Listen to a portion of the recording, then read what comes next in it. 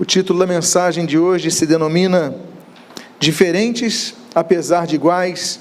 Eu convido a que você abra a sua Bíblia na primeira carta que o apóstolo Paulo escreve aos Coríntios, no seu 3º capítulo, e eu gostaria de ler os versos, o primeiro e o segundo. 1 aos Coríntios 3, de 1 a 2.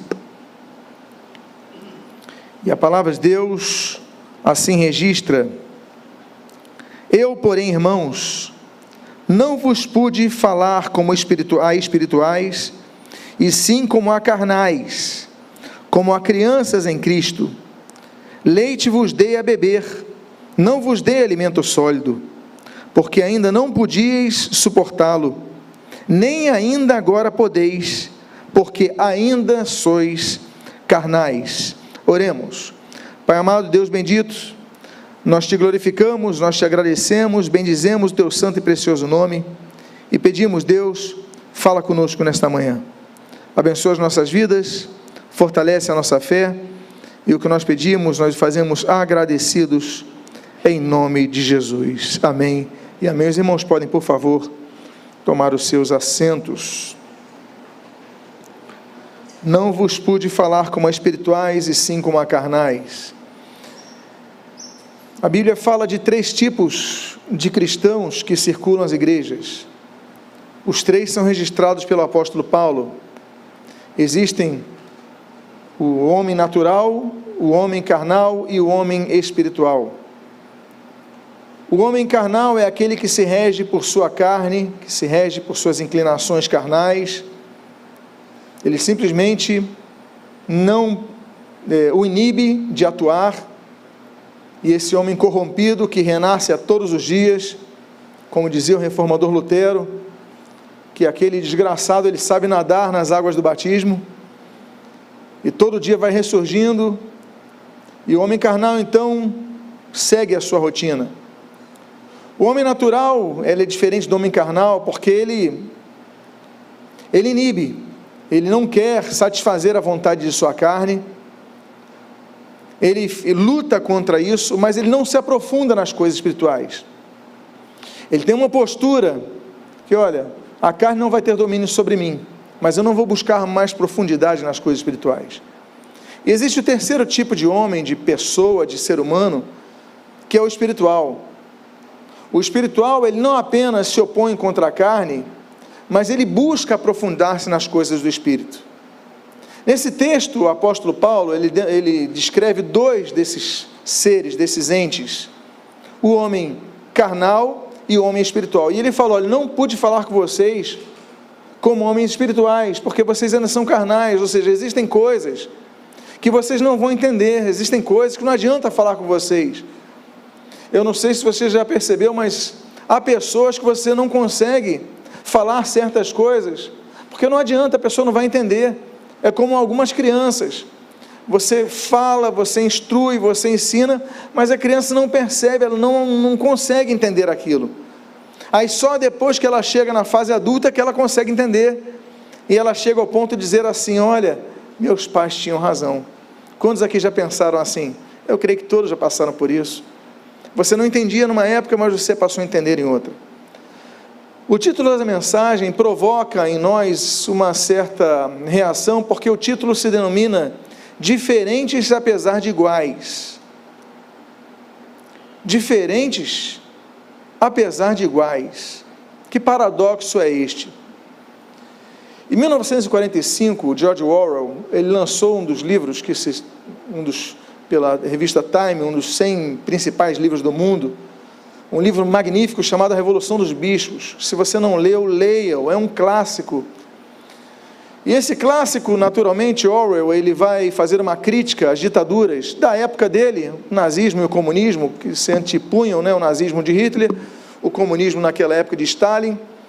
Então ele fala sobre aquele sentimento de igualdade que é um sentimento irreal, não existe isso, porque as pessoas são diferentes.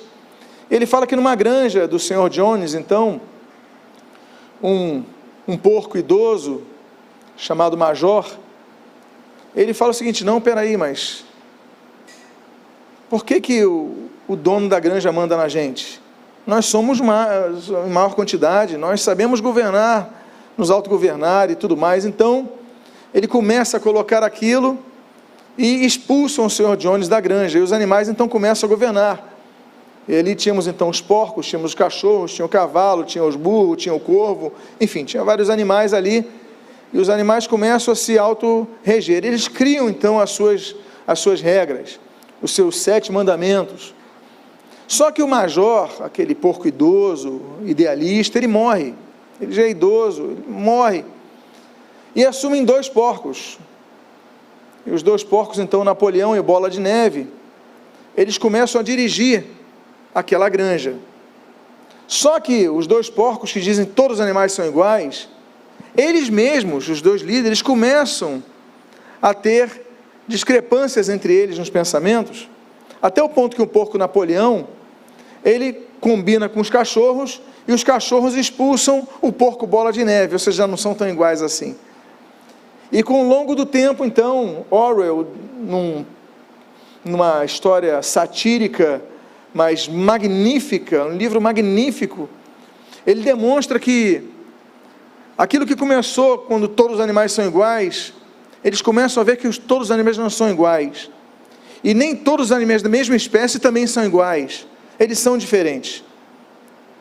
A grande questão é, a igreja, nós somos todos iguais, porque somos pecadores, que arrependidos dos nossos pecados, somos salvos pela graça de Deus, somos salvos pela misericórdia de Deus, porque ninguém merece ser salvo, só um o mereceu, que é o Senhor Jesus Cristo, ninguém mais merece, mas é pela graça que nós somos salvos, através da fé no sacrifício de Cristo. Então, somos todos iguais. A questão é, por que apesar de iguais, nós temos diferença entre nós? Por que apesar de iguais, alguns crescem mais espiritualmente do que outros? Alguns vivem numa vida espiritual mesquinha, enquanto os outros promovem e produzem muitos frutos.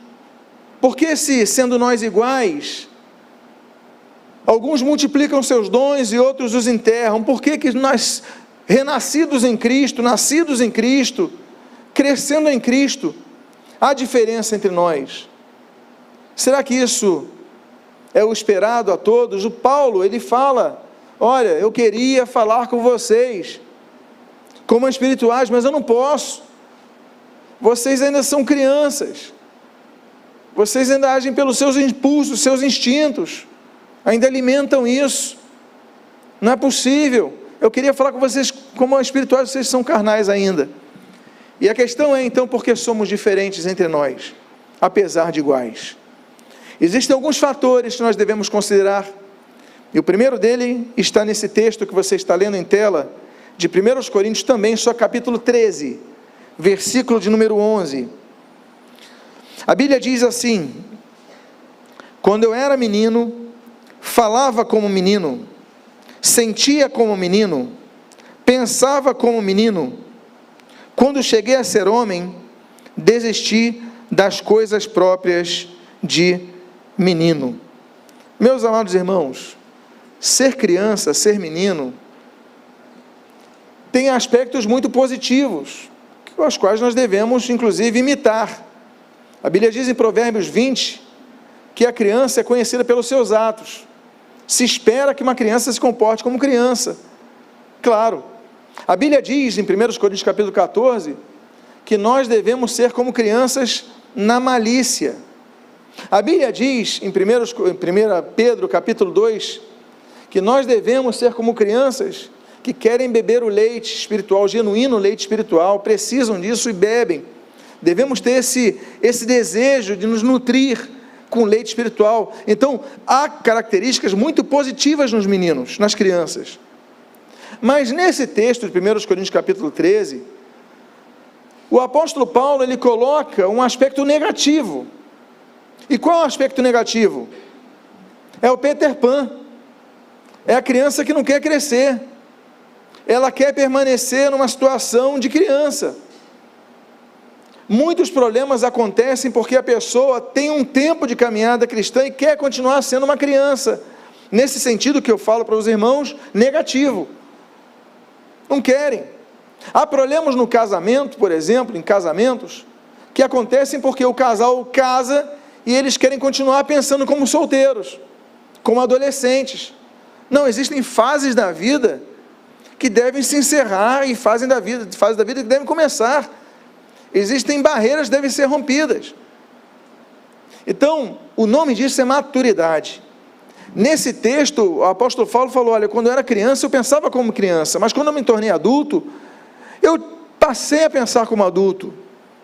Então, o tempo é um fator que exige de nós que sejamos pessoas mais maduras do que nós somos, ou que nós fomos. Nós não podemos permanecer num estágio que nós estávamos há anos na igreja, na vida cristã, no nosso crescimento espiritual. Não podemos. Há um outro texto que eu gostaria de colocar, que é o de Hebreus 5,12, que diz assim, pois quando já deviam ser mestres, olha só o que ele diz, quando já deviam ser mestres, levando em conta o tempo decorrido, vocês têm novamente necessidade de alguém que lhes ensine quais são os princípios elementares dos oráculos de Deus. Passaram a ter necessidade de leite e não de alimento sólido. Então aqui o autor aos Hebreus, ele fala do leite também no aspecto negativo. Porque ele fala, olha, pelo tempo decorrido, vocês já deviam ser mestres. Você já tem quanto tempo de conversão? Há quantos anos vocês se batizaram? Já fez a conta? Quando foi o seu batismo nas águas? Quando você entregou a sua vida a Cristo? E como é que está a tua vida espiritual hoje? Como é que estão os desenvolvimentos dos dons, dos teus dons espirituais hoje? Como é que está o teu crescimento espiritual hoje? Então nós devemos ser pessoas insatisfeitas nesse sentido, com o que nós somos hoje, porque se a Bíblia diz que com o tempo já devemos ser mestres, mas ainda estamos precisando de leite, é porque estamos falhando em algo. A pregação da palavra não tem o propósito de acariciar egos, mas de nos confrontar com a verdade. E o confronto é esse, porque nós devemos ser mestres, ainda somos bebês. Se já temos tempo para isso, como diz o texto de Hebreus 5,12, já temos tempo pelo tempo decorrido. Então nós devemos ser pessoas não conformadas.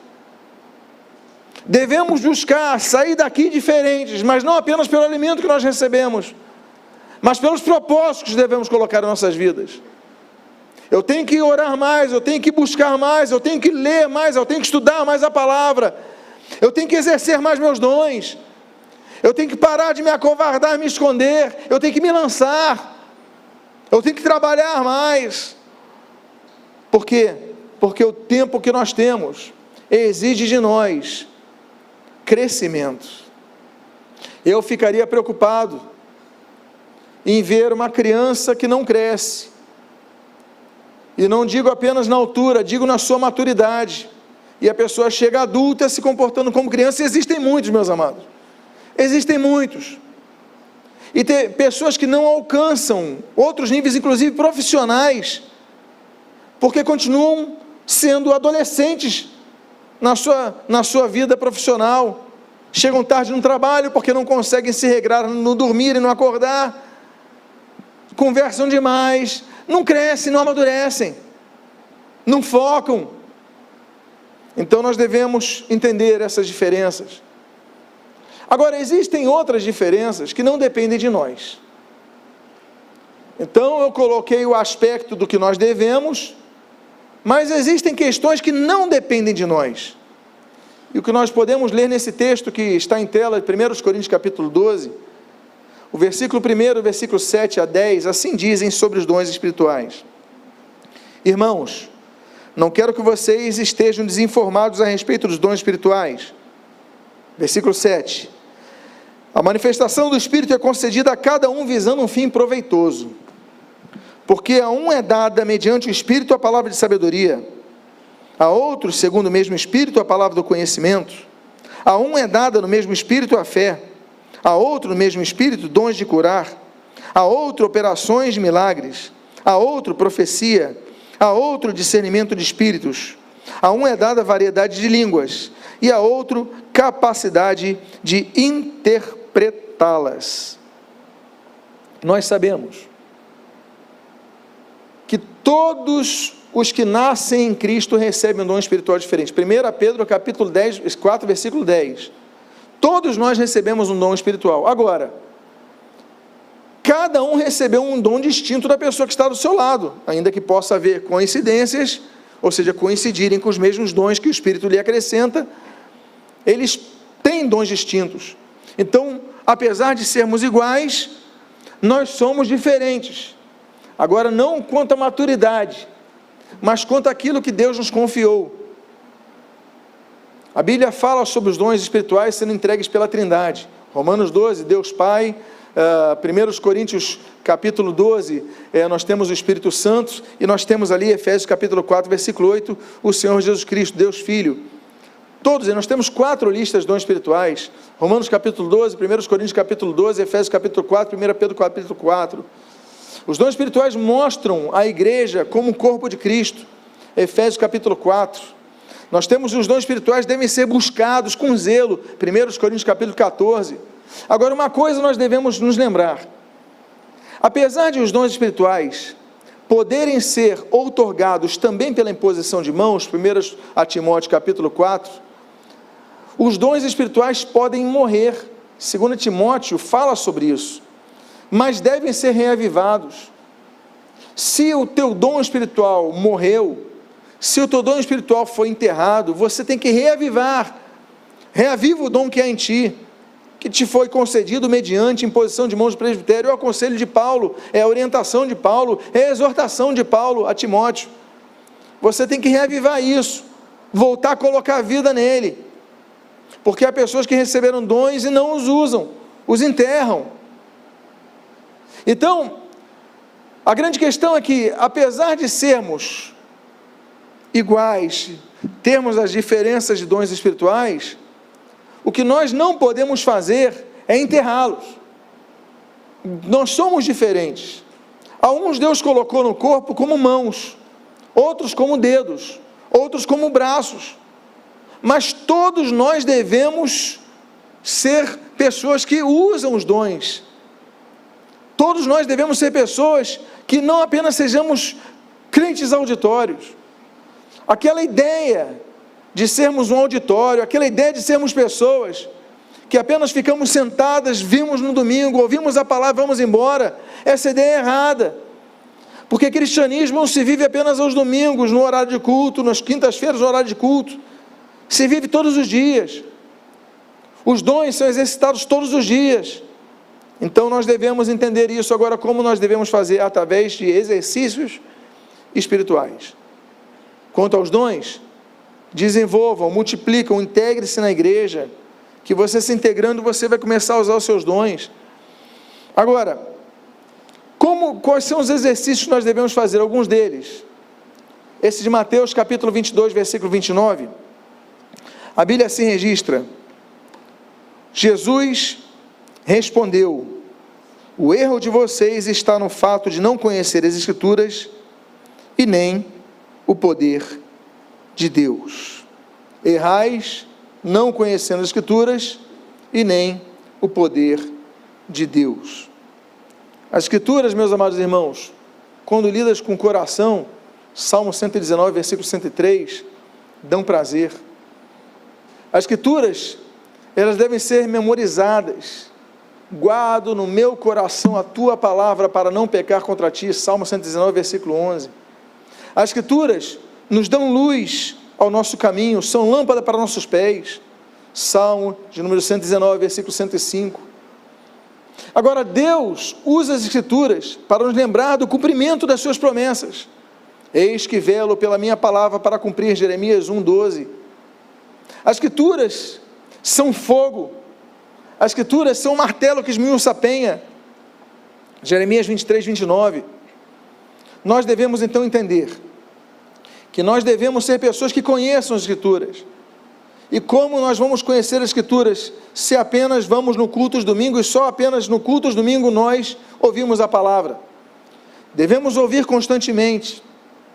Ouça as Escrituras, ouça músicas cristãs durante a semana, leia a palavra durante a semana, leia bons livros cristãos durante a semana, mas que você todos os dias coloque a Escritura para dentro do seu coração, faça teus devocionais durante a semana, mas coloque a palavra todos os dias, porque a palavra, meus amados, é o que nos faz não perecer.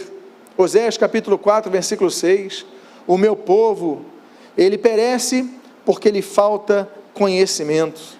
Ah, mas eu ofereço a Deus meus sacrifícios, meus holocaustos, eu vou aos cultos, eu entrego meu dízimo, eu faço tudo certinho. E Deus fala, não, eu quero mais do que isso. O próprio Oséias, capítulo 6, ele fala, olha, eu quero mais do que sacrifícios e holocaustos, eu quero conhecimento, que você conheça mais a Deus, que você conheça mais da sua palavra. O Senhor Jesus, quando foi tentado ali no deserto, deserto capítulo 4 de Mateus, assim como o capítulo 4 de Lucas, ao cabo de 40 dias, Jesus é tentado, e ali naquela tentação, nas 3 ocasiões que ele a descrição da sua tentação, Jesus responde por 3 vezes, porque está escrito, está escrito, está escrito. Nós devemos, amados irmãos, ler as Escrituras, amar as Escrituras, porque a palavra de Deus, ela é espada de 2 gumes, não é isso que a Bíblia diz em Hebreus capítulo 4, Efésios capítulo 6, ela é espada do Espírito. Então nós devemos ser pessoas que conheçam a palavra. Esse é um exercício espiritual que nós devemos fazer para crescermos mais, para amadurecermos mais. Agora, não apenas sermos pessoas que conhecem a palavra, mas o texto de Tiago capítulo 1, versículo 22, nós lemos: sejam praticantes da palavra e não somente ouvintes, enganando a vocês mesmos. Nós devemos amar a palavra, como diz Deuteronômio capítulo 6. Nós devemos memorizar a palavra, como diz Salmo 119, versículo 11. Nós devemos confiar na palavra, como diz Isaías capítulo 26. Nós devemos examinar a palavra, como o Senhor Jesus fala em João capítulo número 5. Nós devemos pregar a palavra, como diz Marcos capítulo 16. Mas nós devemos, amados irmãos, praticar a palavra, como diz esse texto de Tiago capítulo 1. Sejam, pois, praticantes da palavra e não apenas ouvintes. Por quê? Porque se vocês forem apenas ouvintes, vocês vão estar enganando-se a si mesmos, a si próprios. Não sejam apenas ouvintes. Nós mudamos apenas o endereço, mas muitas vezes os hábitos são os mesmos de séculos anteriores. Você vai lá, você ouve um sermão, você volta para casa e você fala, que sermão maravilhoso, como esse sermão falou ao meu coração, como eu amei essa palavra. Mas chega segunda-feira e você é provado nessa palavra e você faz pouco caso disso. Você está enganando a si próprio. Você tem que ser praticante daquilo que você ouve, praticante da palavra e não apenas ouvinte. Nessa versão, não somente ouvinte, ou seja, o ouvinte é necessário. O apenas, o somente indica que é necessário, mas não é tudo. Devemos ouvir a palavra, mas devemos praticar a palavra. É isso que a Bíblia determina.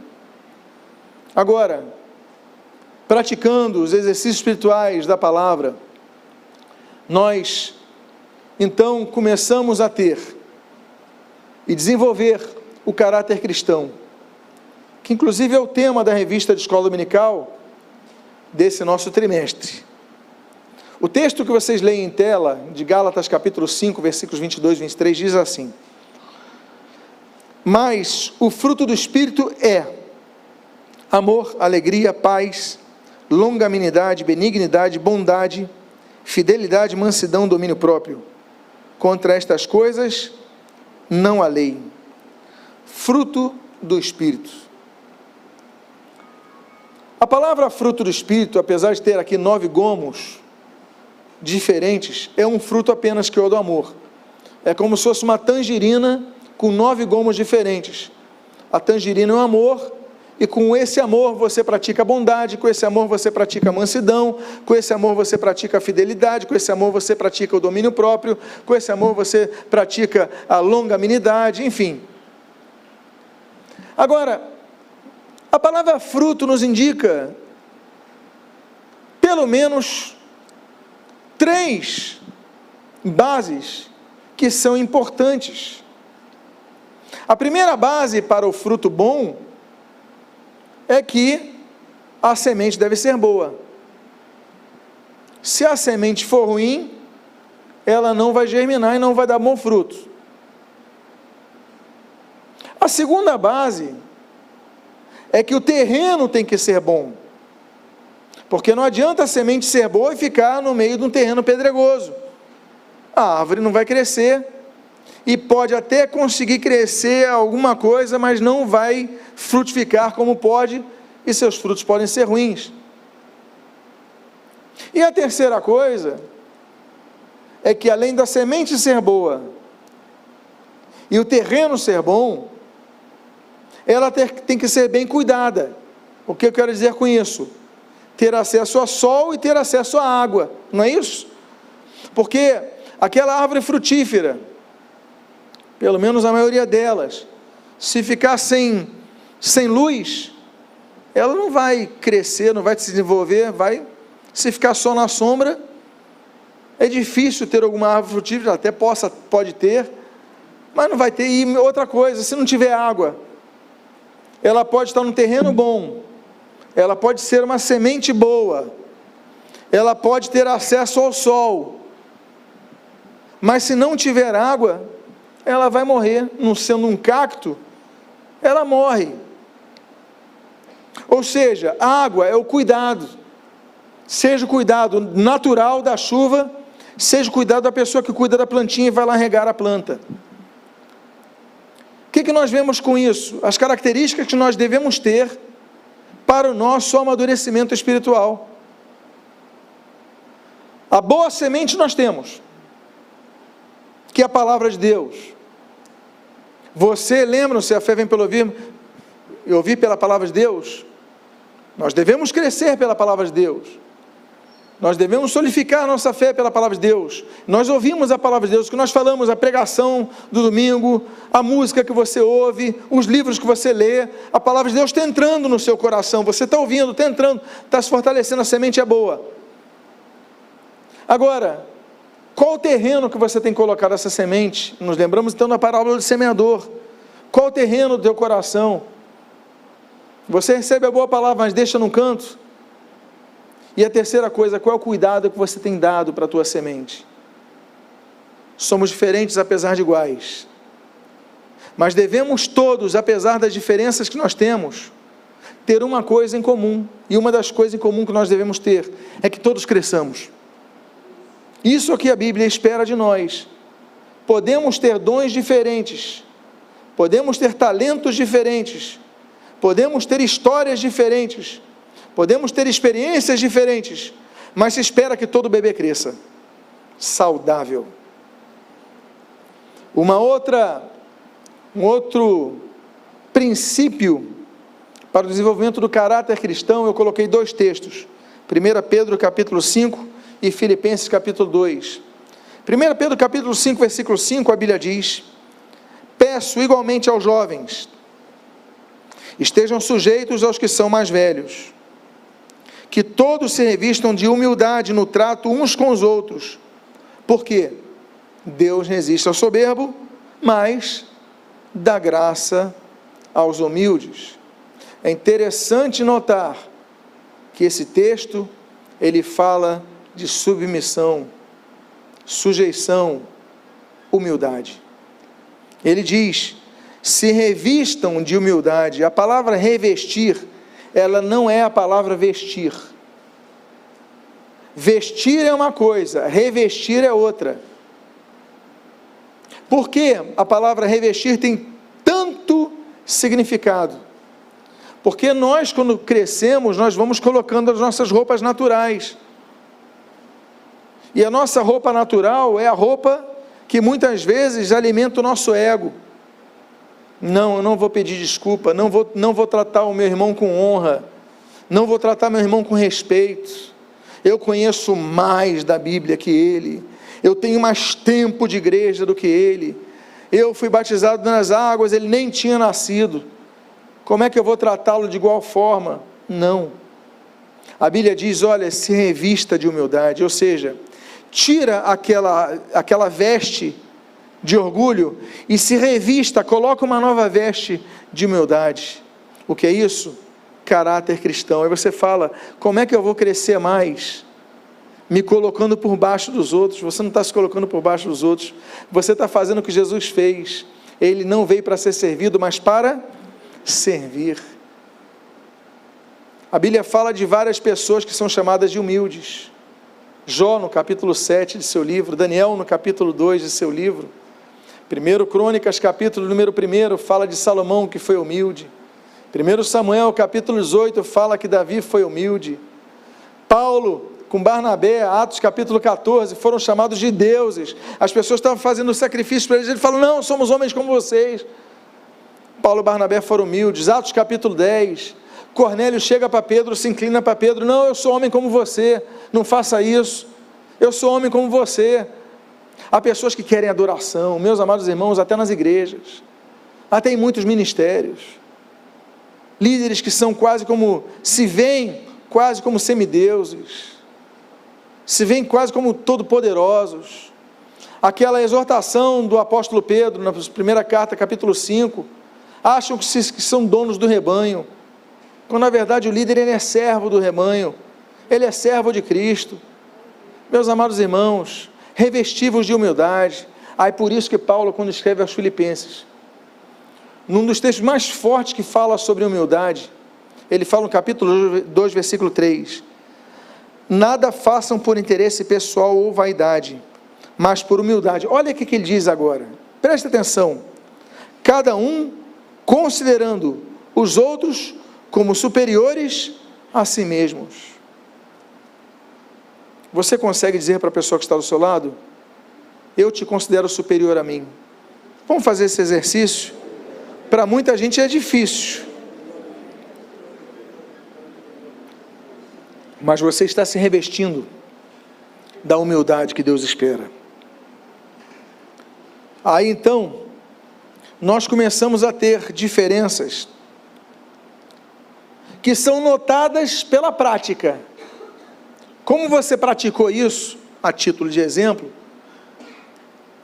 mas quando nós praticamos as virtudes cristãs, nós que somos iguais perante Deus, começamos a demonstrar diferença diante de outros cristãos que não querem sair do lugar. E aí nós lemos esse texto tão profundo de Hebreus capítulo 5, versículo 14. Veja o que diz. Mas o alimento sólido é para os adultos, para aqueles que, atenção que eu vou dizer, pela o que? Prática, tem as suas faculdades exercitadas, pela prática, faculdades exercitadas, para discernir não somente o bem, mas também o mal. Opa! Como é que nós começamos a discernir as coisas espirituais? Sendo espirituais. A gente começa a discernir as coisas boas e as coisas más, claro, com a presença do Espírito Santo.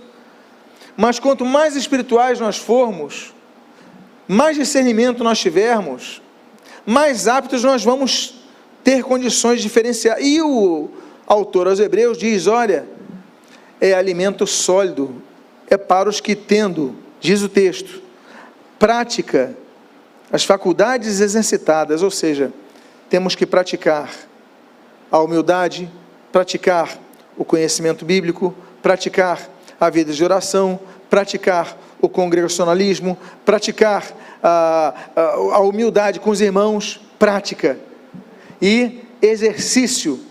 O exercício, ele só acontece através de uma coisa chamada repetição. Senão o exercício não é válido. Você vai, repete, você treina, você continua treinando, e você então vai buscando o aperfeiçoamento, seja, buscando a perfeição. E é assim que nós devemos fazer, a todo momento. E aí, eu encerro com o texto aos Efésios, capítulo 4, no versículo 14, assim como o 15 e o 16. E a Bíblia diz: para que não mais sejamos como crianças, arrastados pelas ondas e levados de um lado para outro por qualquer vento de doutrina, pela artimanha das pessoas, pela astúcia com quem induzem ao erro, mas, seguindo a verdade em amor, o que diz o texto?